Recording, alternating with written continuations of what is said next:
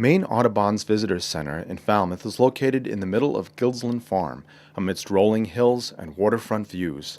On a sunny Friday morning, children and adults gathered at the center to meet some of Maine's nocturnal animals. It was one of several events held at Maine Audubon during February vacation week. Maine Center for Wildlife gave a presentation about Maine's nocturnal animals and brought along 4 of them as part of the presentation. We're wrapping up our vacation camp with a live animal performance from the Center for Wildlife, a rehabilitation center, and they brought in nocturnal animals, so birds and mammals, to demonstrate, have an up-close and personal experience with these native Maine wildlife. We're actually like a hospital or a veterinarian place, but only for wild animals. And so at the Center for Wildlife, we take all birds, small mammals, and reptiles.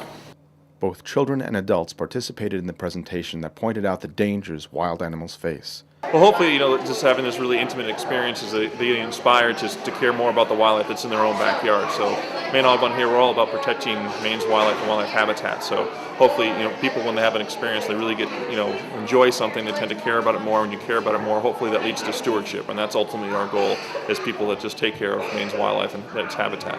If I was eating an apple or a banana and I was almost done with it, I would be like, oh, I'm going to throw it out the window to feed my wild deer or mouse or opossum friends. But what happens if that animal comes to the road to try to forage?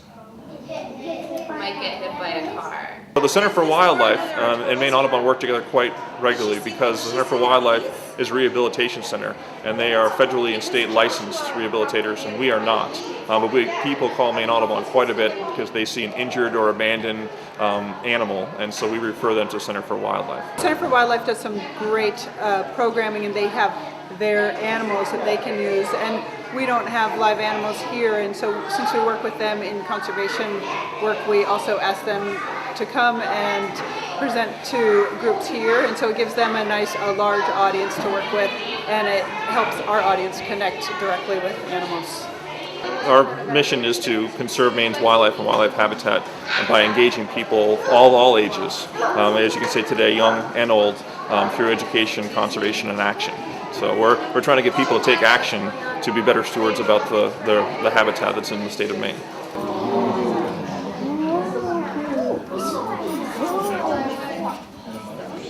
So I love that response that this is Bianca, and she always gets that.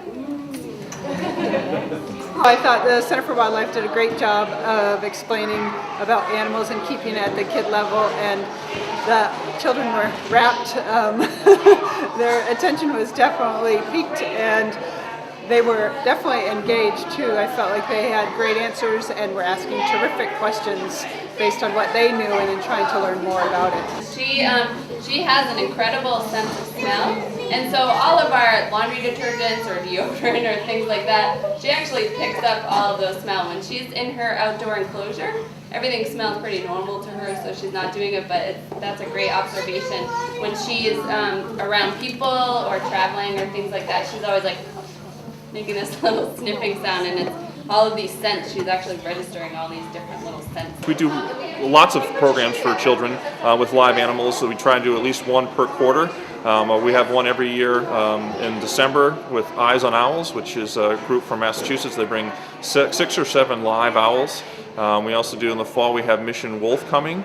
It's live wolves literally coming here for a performance, and that's going to be in probably the 3rd week in October.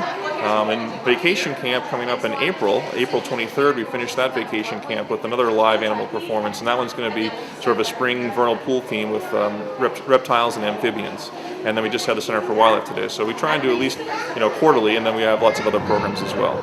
Maine Audubon works with all ages, and people that are just learning about nature to people who are really strong naturalists in their life, and so we have a variety of programming, and the best way to find out information would be to check our website, which is www.maineaudubon.org.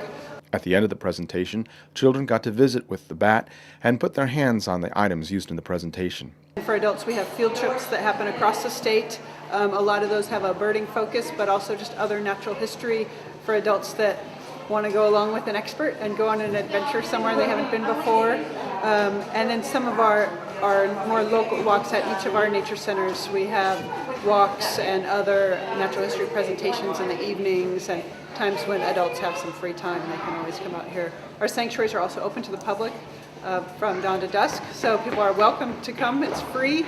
Enjoy nature, enjoy what we have to offer. We want to share it with as many people as possible. This is Tom Handel in Falmouth for Community Update.